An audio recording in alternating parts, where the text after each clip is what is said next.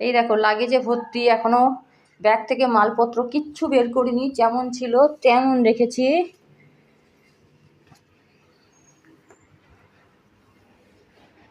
রান্না হচ্ছে, এই দেখো ভাত বসিয়েছি, কিছুটা ভাত এখানে আছে, মিশিয়ে দেবো।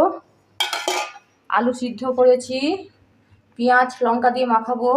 সকালের জলখাবারে বানিয়েছি সুজি, ঝাল সুজি, আলু পেঁয়াজ কাঁচা লঙ্কা দিয়ে দারুণ খেতে হয়েছে।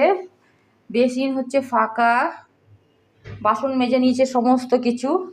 আর এই যে ডাল করেছি, মুসুর ডাল, তড়কা লাগিয়েছি।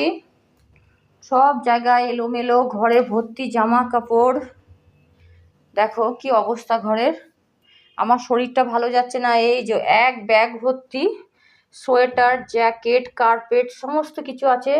বরের প্রচণ্ড কষ্ট হয়ে গেছে, এই ব্যাগটাও নতুন কিনেছি।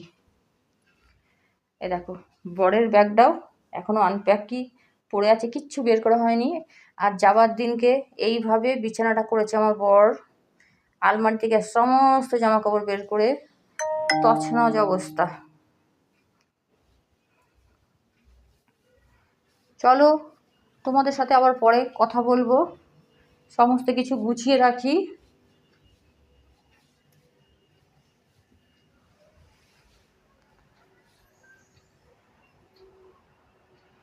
তোমাদেরকে যা যা দেখালাম, ছোটোখাটো জিনিসগুলো দেখিয়েছি, কি কি কিনেছি, আমাকে কি কি কে কি গিফট দিয়েছে, কাকে গিফট দেবো, সমস্ত কিছু দেখালাম। কতদিন বাদে আসছি। এই দেখো তুলসী গাছটা আমাদের পাশের ফ্ল্যাটে রেখে গেছিলাম, মেসোমশাই মেসোমশাইয়ের ফ্ল্যাটে। গাছটা আরও লম্বা হয়ে গেছে, খুব হাওয়া দিচ্ছে, গাছের পাতা নড়া দেখে বুঝতেই পারছো। দেখো ঝলমলে রোদ উঠেছে। কালকে রাতে হালকা গরম গরম লাগছিল, ফ্যান চালিয়েছিলাম একেতে, দেখো ঝলমলে রোদ উঠেছে। চলো বন্ধুরা, এখনের মতন টাটা, আবার তোমাদের সাথে পরে দেখা করব। আর সমস্ত জিনিসপত্র কেমন হয়েছে তোমরা অবশ্যই কমেন্ট করে। তোমাদের সাথে শেয়ার করলাম ছোট ছোট জিনিসগুলো, আমার শ্বশুরমশাই আমাকে কি গিফট করেছে, আমরা কি কিনেছি, মায়ের জন্য, ভাইয়ের জন্য কি কি, আর দিদিদের জন্য কি কি সোয়েটার, জ্যাকেট, আমার বোনজিদের জন্য কি কি কিনেছি সবই দেখাবো আস্তে আস্তে। একসাথে এত কিছু দেখাতে পারবো না। চলো রান্নাটা সেরে নিই, আবার তোমাদের কাছে পরে দেখা করব।